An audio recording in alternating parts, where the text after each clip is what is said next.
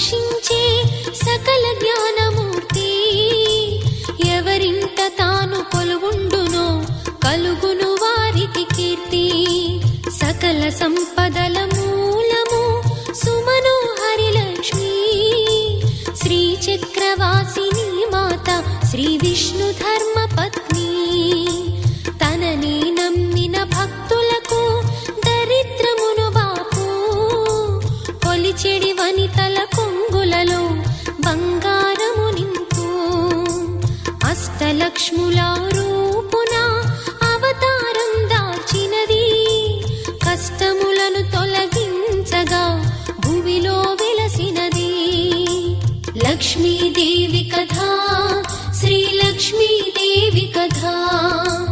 లక్ష్మీదేవి కథ శ్రీ లక్ష్మీదేవి.